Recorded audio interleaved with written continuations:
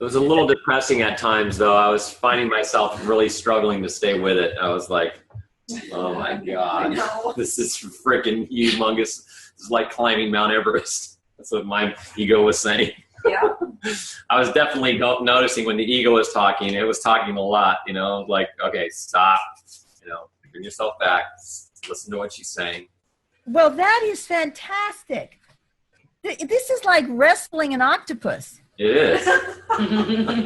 Never thought of it that way, but yes. A whole lot of I noticed that people were going in and out, and I wondered how you were feeling. But, I mean, you've heard all of this before, but it still impacted you. Yeah. Oh, yeah. Oh, yeah. Oh, yeah. I mean, it's just every time it does because it's still here. Just how dominant it is, how pervasive it is, how crafty it is. Yeah. That's what I was getting. I mean, I was seeing that, but at the same time, I was like, oh, my God, like, how am I going to get around this? But it is helpful at the end, what you gave us. So I need to, focus on that part and the stop, so that's good. I'm glad we're talking about this because I was kind of just left in that kind of like. I find it very helpful because I can connect to caring for people. And when I'm in that egoic state, I'm not caring. And so, I can see how I was very reactive when I was in a relationship with Christopher. And, he could take it and he dished it right back. But when I do that with Shannon, she's got a very different reaction. It really impacts her negatively. And, it's like, wow, I need to remember to care. And that's just one example, but that's really with anybody. Yeah. On that conflict, when I'm in that ego or whatever, just really take advantage of that connection to caring. It helped me have more compassion for myself, actually. Great. That's just what I was hoping for. Yeah, that's just for. I mean, I was like, wow, it is huge, but like you were saying, I think just where we are, I guess I know where I am. It's like I am so angry at myself and disappointed in myself a lot for still,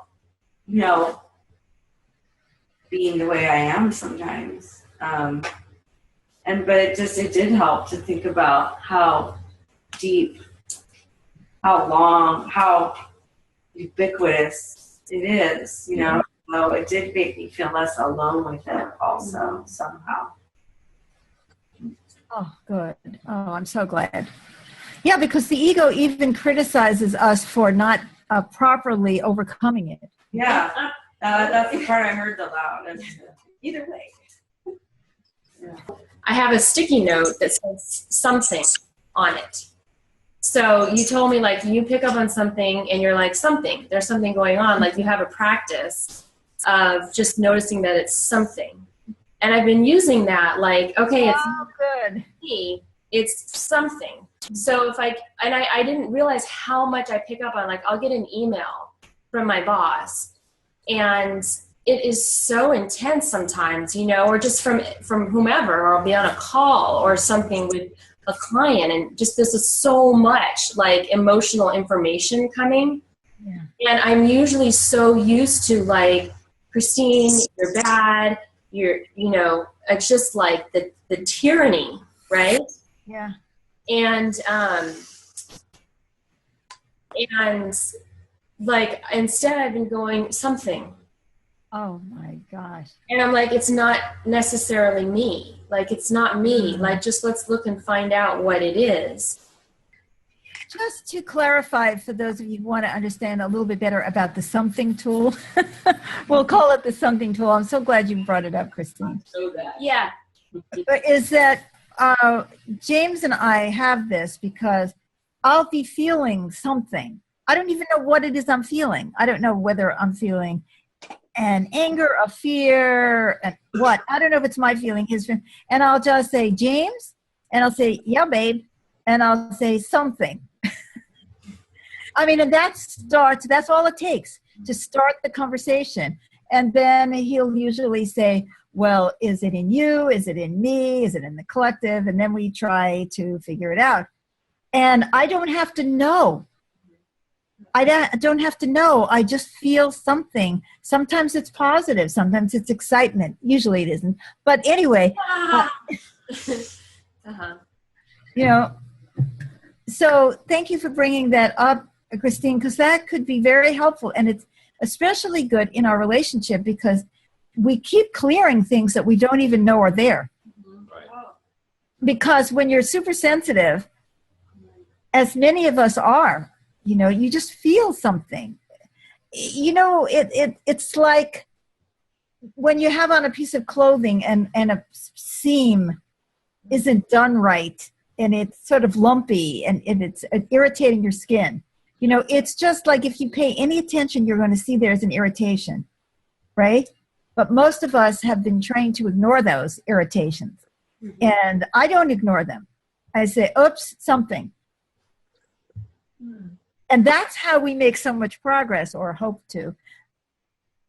I just want to make sure I'm getting this. So sometimes it would be something that people are ignoring. They're just sort of stepping over it. Or it could be something that they're putting a blame onto. Is there anything else that would fit in those categories? It's okay, let me put it this way. Let's say you have a field and it's going like this. And then it's going. So there isn't a smooth flow. There's something there that shouldn't be there. I mean, it's not that it really shouldn't be there, but you know what I mean. But that doesn't fit. It's like the one thing that doesn't fit. A disturbance. A disturbance in the field. And it can be very, very tiny. So you don't have to worry about what it represents. Right. Rose, all you have to do is notice it. It's like, I'm feeling something. I just want to say how shocked I am to think that life would be the hum. I know that's so sad. You know, but I mean, it's not like I'm not getting what you're saying. I totally get it. I am very agitated by a thread or something. I'm very sensitive to that kind of thing. I can also relate very strongly to when you brought up caring, and it feels like just that desire is right there to leap into caring for someone without give a shit if I fall or whatever is going to happen. I love that feeling, in fact. But gosh, that life would be a hum, and that really I just need to notice when the blip is there. Oh my God, if we were living in a universe where everybody cared, I mean, would you be worried? Not at all. No.